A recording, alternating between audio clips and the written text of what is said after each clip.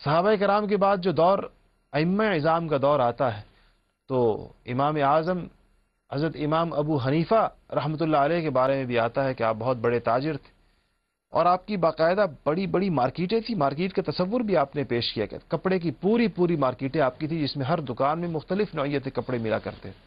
کہتے ہیں کہ یہ بات معروف تھی کہ جو کپڑا کسی کو کہیں سے نہ ملے وہ کپڑا اس کو امام اعظم امام ابو حنیفہ رحمۃ اللہ علیہ کی مارکیٹ سے مل جایا کرے گا. آپ پھر جو مال اس کے نتیجے میں آیا کرتا تھا کتابوں میں آتا ہے کہ آپ نے اس کے 3 حصے فرمائے ہوئے تھے. اپنی آمدن کے 3 حصے کیا کرتے تھے. ایک حصہ واپس اسی تجارت میں لگا دیا کرتے تھے, ایک حصہ اپنی ذات اور اپنے اہل و عیال گھر والوں پر خرچ کیا کرتے تھے, اور ایک حصے سے اہل علم اپنے استادوں اور اپنے شاگردوں کی مدد کیا کرتے تھے. اور آپ نے اسی حصے سے بڑے ایسے شاگردوں کی مدد کی جو زمانے میں بڑے مفلوق الحال تھے مگر بعد میں اللہ تعالیٰ نے ان سے بہت بڑے پیمانے پر دینی کام لیے ہیں. سیدنا عمر فاروق رضی اللہ تعالیٰ عنہ کو ایک وقت میں پتہ چلا کہ بڑے کبار صحابہ, بڑے درجے کے صحابہ تجارتوں کو چھوڑ کر زیادہ وقت یاد الہی میں مشغول رہتے ہیں. تو آپ نے باقاعدہ ان صحابہ کو طلب فرمایا اور ان سے کہا کہ بازاروں میں اٹھنا بیٹھنا مت چھوڑو, تجارتوں کو مت چھوڑو. فَإِنَّهَا ثُلُثُ الْإِمَارَةِ, کہا یہ جو آج ہمیں حکومت اور حکمرانی اللہ تعالیٰ نے عطا فرمائی ہے, جو عمارت عطا فرمائی ہے, جو قیادت کا منصب عطا فرمایا ہے, اس کا 1/3 مدار تو گویا تجارت کے اوپر ہے. اور پھر اسی طرح فرمایا کہ میں تجارت کرتا ہوا اس دنیا سے جاؤں یہ مجھے زیادہ پسند ہے بنسبت اس پر کہ میں کسی اور حال میں اس دنیا سے رخصت ہوں. یہ ان کی ترغیب کے اس بات کو فرمایا کہ ہمیں اس اہم ترین اسلامی شعبے کو جس کے اوپر اسلام کی قوت اور مسلمانوں کی شوکت کا مدار ہے, اس کا تعلق ہے اس کے ساتھ, اس کو یوں ترک نہیں کیا جا سکتا. یاد رکھیے گا کہ جس طرح قرآن نے اور حضور اقدس صلی اللہ علیہ وسلم نے ہر شعبے کے احکامات دیے ہیں, ہر شعبے کے احکامات اسی شعبے کے لوگ زندہ کریں گے.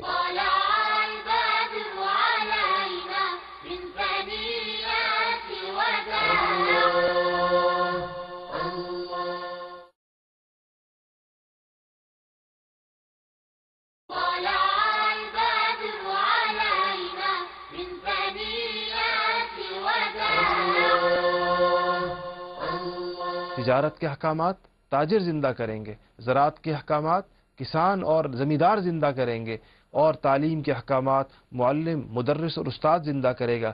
یہ کسی ایک طبقے کا کام نہیں. آج ہم نے سمجھا ہے کہ شاید سارا دین زندہ کرنا مولوی حضرات کا اور علماء کا کام ہے یا یہ کام طلبہ کا کام ہے. نہیں, ہر شعبے کا دین اسی شعبے کے لوگ زندہ کریں گے. اسی طرح ایک روایت اور اس حوالے سے ہمارے پاس آتی ہے, ایک صحابی ہے اور یہ اس کا دوسرا پہلو پیش کرتی ہے. ابھی تک تو ساری بات فضائل پر ہوئی ہے. حضرت رفاعہ رضی اللہ تعالیٰ عنہ ذکر کرتے ہیں کہ خرجنا مع رسول اللہ صلی اللہ علیہ وسلم, کہتے ہیں کہ ہم ایک دن حضور اقدس صلی اللہ علیہ وسلم کے ساتھ نکلے. فَإِذَا النَّاسُ يَتَبَايَعُونَ بِكَثْرَةٍ, ہم نے لوگوں کو دیکھا کہ بڑی کثرت کے ساتھ اور بڑی انہماک اور مشغولی کے ساتھ خریدنے اور بیچنے اور تجارت اور خرید و فروخت کے اندر مشغول ہے. کہنے لگے کہ فَنَادَاهُمْ يَا مَعَشَرَ التُّجَّارِ, آواز دی آپ نے ان کو کہ اے تاجرو. فلما رفعوا ابصارهم ومدوا اعناقهم, جب انہوں نے اپنی آنکھیں اٹھائیں اور اپنی گردنیں اچکائیں اوپر کی, گویا آپ کی جانب متوجہ ہوئے, تو حضور اقدس صلی اللہ علیہ وسلم نے فرمایا کہ ان التجار یبعثون یوم القیامت فجارا, یاد رکھنا کہ تاجروں کا حشر قیامت کے دن گناہ گاروں کے ساتھ ہوگا, فاجروں کے ساتھ ہوگا. الا من اتقى اللہ, مگر وہ جو اللہ تعالیٰ سے ڈرا, وہ برا اور اس نے نیکی کا رستہ اختیار کیا, وہ صدقہ اور اس نے سچائی کا رستہ اختیار کیا, وہ لوگ تو بچ جائیں گے. باقی سارے لوگوں کا معاملہ ڈھیٹ قسم کے گناہ گاروں کے ساتھ ہوگا. یہ دوسرا پہلو ہے کہ فقط اس میں فضائل ہی نہیں بیان کیے گئے, فضائل یقیناً بیان کیے گئے ہیں. سیرت میں بڑی یقیناً اس کی ترغیب آئی ہے اور اس پر بڑا ثواب بیان کیا گیا ہے. مگر یاد رکھیے گا یہ ثواب, یہ فضیلت ان لوگوں کے لیے ہے جو اس کے احکامات کو پورا کریں گے, جو اسی طریقے کے ساتھ تجارت کریں گے جس طریقے کے بارے میں آیا ہے, اس کے شرعی احکامات جو معلوم کریں گے. اس بات کے اوپر امام شافعی نے اپنی مشہور کتاب الرسالہ میں اور امام غزالی نے لکھا ہے کہ اس بات پر علماء کا اجماع ہے کہ جس آدمی نے تجارت کے احکامات نہ سیکھے ہوں, جس کو اپنی جس چیز کی وہ تجارت کرتا ہے اس کے بارے میں حضور اقدس صلی اللہ علیہ وسلم کی ارشادات اور آپ کا طریقہ معلوم نہ ہو، اس کے لیے تجارت کرنا جائز نہیں۔ اور اس بات کا باقاعدہ صحابہ کرام رضوان اللہ تعالی علیہم اجمعین کے زمانے میں امتحان لیا جاتا تھا کہ تاجر بازار میں تو آ بیٹھا ہے، کیا اس کو اس کے احکامات بھی معلوم ہیں؟ سیدنا عمر فاروق رضی اللہ تعالیٰ عنہ کا مشہور مقولہ ہے کہ آپ فرماتے تھے کہ لا يدخل الاعاجم سوقنا حتى يتفقه في الدین، کہ ہمارے بازار میں یہ اجمی لوگ جو نئے نئے مسلمان ہوئے ہیں اور دین سیکھنے کا ان کو پورا موقع نہیں ملا ابھی تک، یہ لوگ ہمارے بازاروں میں اس وقت تک نہ بیٹھیں جب تک یہ دین کے احکامات نہ سیکھ لیں۔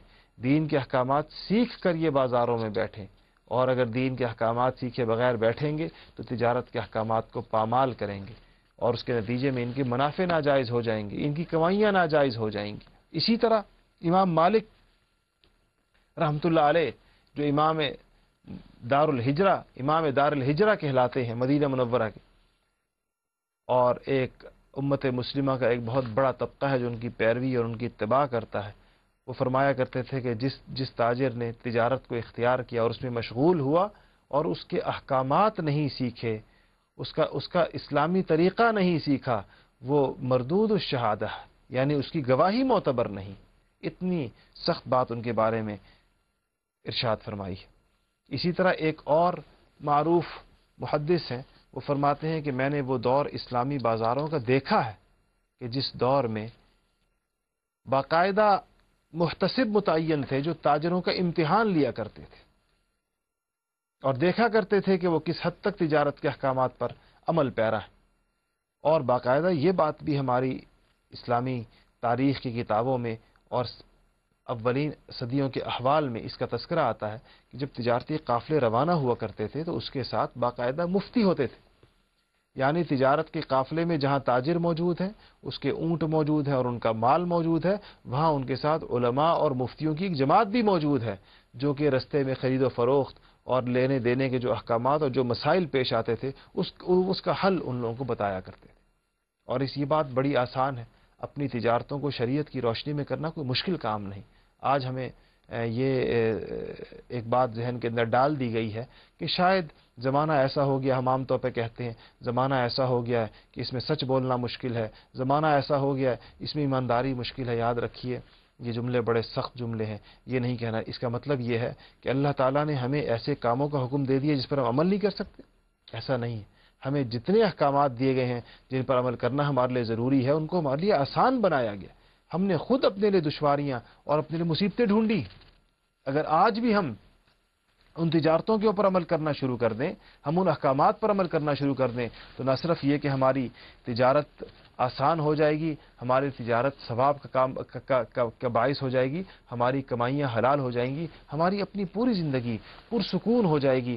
ہم یہ محسوس کریں گے کہ واقعتاً ہم نے سکون کی جانب سفر شروع کر دیا ہے۔ یہ اسی وقت ہوگا جب ہم یہ نیت اور یہ ارادہ کر لیں کہ ہمارا دین فقط عبادات کی تعلیم نہیں دیتا، ہمارا دین فقط نماز، روزے، حج، زکوٰۃ کے احکامات بیان نہیں کرتا، بلکہ ہمارا دین ایک مکمل ضابطہ حیات ہے۔ وہ تمام شعبوں کے احکامات دیتا ہے، اور تمام شعبوں کے احکامات کو جس شعبے سے ہمارا تعلق ہوگا ہمیں اس کے احکامات سیکھنے ہوں گے۔ حضور اقدس صلی اللہ علیہ وسلم کی سیرت اور احادیث اور سنت کی روشنی میں ہمیں اپنا لائے عمل طے کرنا ہوگا۔ یہی ہماری نجات کا رستہ ہے، یہی ہماری کامیابی کا رستہ ہے۔ اسی پر چل کر امت مسلمہ کامیاب اور سرخرو ہو سکتی ہے۔ دعا کرتے ہیں کہ اللہ جل جلالہ ہمیں اپنے اپنے شعبوں کے احکامات کو سیکھ کر اس پر عمل کرنے کی توفیق نصیب فرمائے۔ وآخر دعوانا الحمدللہ رب العالمین۔